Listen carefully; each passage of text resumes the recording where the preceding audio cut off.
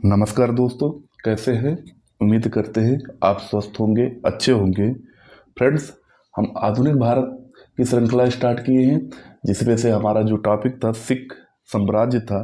सिख साम्राज्य का प्रथम पार्ट में हमने आपको चर्चा किया था कि सिखों का इतिहास कहाँ से मिलता है और गुरु गोविंद सिंह के चारों जो पुत्र थे उनकी कैसी हत्या हुई, कैसे आपका आनंदपुर का प्रथम युद्ध हुआ, आनंदपुर के द्वितीय युद्ध में कौन सी घटना घटी और चकमौर का युद्ध क्या था, खिदराना का युद्ध क्या था, किस अकबर ने किसको 500 बीघे जमीन दान में दी, किसने अमृतसर नगर बसाया था। ये समस्त चर्चाएं हम पिछले वीडियो में कर चुके थे। फ्रेंड्स, यदि आप पिछला वीडियो न देखे हों तो उसे ध्यान से देखिएगा। तो इस वीडियो में सिख साम्राज्य का पार्ट 2 स्टार्ट कर रहे हैं।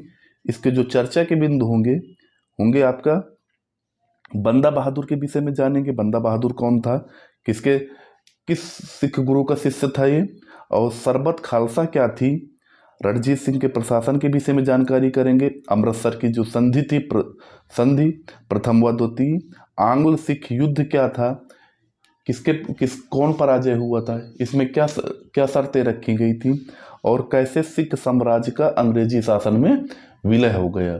तो इन्हीं सब बातों की लेकर चर्चा करेंगे। तो स्टार्ट करते हैं वीडियो को।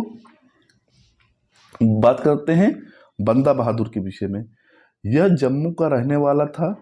इसके बचपन का नाम था लक्ष्मण देव। बाद में इसका नाम माधव दास रखा गया। तो याद रखिएगा, माधव दास आपका बंदा बहादुर का नाम है। लक्ष्मण देव जो था ये भी बंदा बहादुर का नाम था। ये क्वेश्चन लक्ष्मण देव वाला पूछा गया है कि लक्ष्मण देव किसका नाम था, तो बंदा बहादुर का। बैराग ग्रहण करने के कारण इसे माधव दास बैरागी भी कहा गया है। फ्रेंड्स, आप इसका स्क्रीनशॉट लेते चलिएगा। आगे देखते हैं। इसकी मुलाकात गुरु गोविंद सिंह से होती है। गुरु से प्रभावित होकर इसने अपने आप को गुरु का बंदा कहा, तब से इसका नाम बंदा बहादुर पड़ा। तो यानी किसका ये शिष्य है, गुरु गोविंद सिंह का। और गुरु गोविंद सिंह कौन है, सिख धर्म के 10वें या अंतिम गुरु। आगे बात करते हैं। गुरु गोविंद सिंह ने इसका एक नया नाम दिया जो था गुरु बख्श सिंह। यानी बंदा बहादुर के 2 नाम हो गए, 3 नाम हो गए। पहला लक्ष्मण देव, दूसरा माधव दास बैरागी, और तीसरा नाम हो गया गुरु बख्श। गुरु बख्श ने गुरु गोविंद सिंह नाम दिया था, गुरु गोविंद सिंह ने गुरु बख्श नाम दिया था। आगे देखते हैं। आपका सिख का पहला राजनीतिक नेता था बंदा बहादुर। इसने प्रथम सिख राज्य की स्थापना की और जिन लोगों ने सिखों पर अत्याचार किए थे उनसे बदला लेना प्रारंभ कर दिया। इसने गुरु नानक और गुरु गोविंद सिंह के नाम के सिक्के भी चलवाए और सिख राज्य की मोहर बनवाई। ये सारे पॉइंट इंपॉर्टेंट है, ये पूछे हुए क्वेश्चन है। आगे देखते हैं।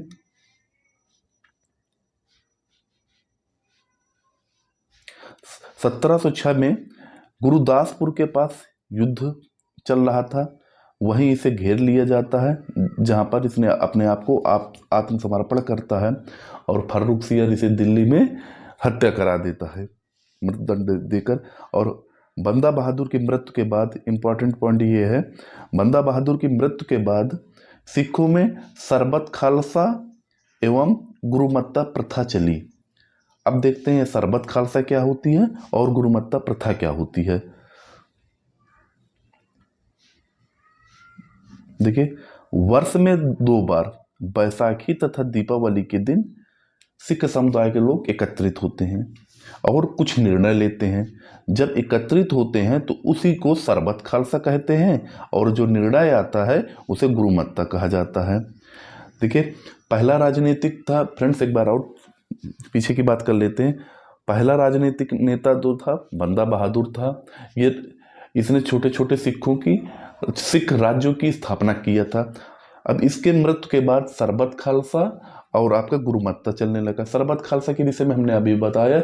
सिख लोग आपका इसकी मृत्यु के बाद ही सिख लोग आपस में इकट्ठा होते थे और कुछ निर्णय लेते थे। जैसे कमेटी या ग्राम की सभा होती थी, इकट्ठा होकर एक निर्णय पारित किया जाता था।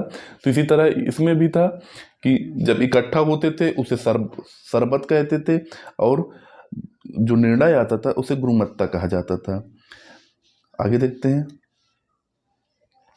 1764 ईस्वी में सिख अमृतसर में एकत्रित होकर देग तेग फतेह लेख युक्त शुद्ध चांदी के सिक्के चलाए, जो पंजाब में स्थित संप्रभुता का प्रथम उद्घोषणा थी। भाई पहली बार अपने ही सिक्के चला दिए, तो भाई सिक्के कौन चलाएगा अपना, जो पूर्ण रूप से अपने आप को संप्रभु, यानी हम किसी के वश में नहीं, यानी हम अपने आप को स्वतंत्र हैं। तो ये पहली बार ऐसा हुआ था। अब आगे देखते हैं। 1763 से 73 के बीच पंजाब में छोटे छोटे सिख राज्यों की स्थापना होती है, और ये जो छोटे छोटे राज्य होते थे इन्हें ही मिसल कहा जाता था। और कुल उस समय 12 मिसलें हुई हैं, यानी 12 छोटे छोटे राज्य बने, राज्यों को ही मिसल कहा जाता था। ये क्वेश्चन पूछा हुआ है कि मिसलें क्या हैं, तो सिख जो छोटे छोटे राज्य स्थापित किए थे इन्हें ही मिसल नाम दिया था। टोटल 12 हुई हैं, जिसमें से 5 शक्तिशाली मिसलें थीं। उनके नाम है क्रमशः भंगी, अहुलवालिया, सुकेर चाकिया, कन्हैया और नक्कई। और इनमें सबसे शक्तिशाली जो था वो था भंगी मिसल। तो ये क्वेश्चन पूछा हुआ है कि सबसे शक्तिशाली मिसल कौन था, तो ऑप्शन आ गए भंगी और अहुलवालिया, सुकेर चाकिया, इनमें से कोई नहीं। तो आपका सबसे शक्तिशाली था भंगी। 5 तो शक्तिशाली थे ही थे, लेकिन इनमें सबसे ज्यादा भंगी था। आगे देखिए, मिसल है, मिसप्रिंट है इसका। अमृतसर, लाहौर, पंजाब के कुछ इलाकों तक अधिकार था, जबकि सुकेर चाकिया मिसल के प्रमुख रणजीत सिंह थे। तो ये क्वेश्चन पूछा है कि रणजीत सिंह किस मिसल के थे, यानी किस राज्य के थे सुकेर चाकिया। आगे अब रणजीत सिंह के बारे में बात कर लेते हैं। देखिए, रणजीत सिंह का जो जन्म हुआ था 1780 में हुआ था, और ये सुकेर चाकिया प्रमुख महासिंह के पुत्र थे। 1792 ईस्वी में महासिंह की मृत्यु हो जाती है, और ये मात्र 12 वर्ष की अवस्था में ही सुकेर चाकिया प्रमुख के मिसल के प्रमुख बन जाते हैं। अब देखिए, 1780 में जन्म हुआ, 1792 में प्रमुख बनते और 1796 में आक्रमण हो जाता है। मानी मात्र 16 साल की उम्र में पहला अफगानिस्तान का आक्रमण सहते हैं, यानी उसका विरोध करते हैं। देखते हैं, अफगानिस्तान के शासक जमान शाह ने पंजाब पर आक्रमण कर देता है, किंतु उसी के यहाँ आंतरिक विद्रोह चल रहा था, तो आक्रमण करना उचित नहीं समझा, वो वापस आ जाता है अपने गृह विद्रोह का, और अफगानिस्तान वापस लौटता है। फिर वो क्या करता है, 1797 में अब आक्रमण करता है। इसमें होता क्या है, रणजीत सिंह इसका डटकर लड़ते हैं और इसको भगाते हुए अब लाहौर तक ले आते हैं, यानी इसका पीछा करते हुए ये भागता है और पीछा करते हुए इसको लाहौर तक खदेड़ते हैं। अब देखिए, जब ये भागते हैं वापस जाते समय इनकी कुछ तोपें चिनाब नदी पर गिर जाती हैं। वो थी 12 तोपें। रणजीत सिंह ने किया क्या, 12 तोपों को निकालकर वापस भिजवा दिया। तो इस सेवा के बदले जमान शाह ने रणजीत सिंह को लाहौर पर अधिकार करने की अनुमति दे देते हैं। फ्रेंड्स, आप इसका स्क्रीनशॉट लेते चलिएगा। और 1799 में रणजीत सिंह लाहौर पर अधिकार कर लेते हैं। आगे देखते हैं, 1805 ईस्वी में रणजीत सिंह ने अमृतसर को भंगी मिसल से छीन लेता है, और पंजाब की राजधानी लाहौर और धार्मिक राजधानी अमृतसर दोनों पर रणजीत सिंह कब्जा कर लेते हैं। देखिए, 1805 पे जो भंगी मिसल थे उनसे युद्ध होता है, जिसमें रणजीत सिंह जीतते हैं।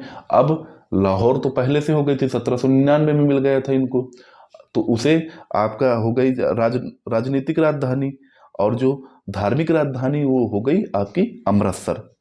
अब बात करते हैं अमृतसर की संधि। 25 अप्रैल 1809 पर हुई थी, तो याद रखिएगा 1809 में अमृतसर की संधि हुई थी। तो इसमें था क्या, इस संधि में मेटकाफ, अंग्रेजों की तरफ से मेटकाफ थे, और रणजीत सिंह, यानी अंग्रेज व रणजीत सिंह के मध्य अमृतसर की संधि होती है 1809 में। संयुक्त हस्ताक्षर हुए जिसमें से ये कहा गया सतलज नदी दोनों राज्यों की सीमा मान ली जाएगी। लुधियाना में एक अंग्रेजी सेना रखी जाएगी जिससे रणजीत सिंह इस तरफ आक्रमण न कर पाए। अब आगे देखते हैं।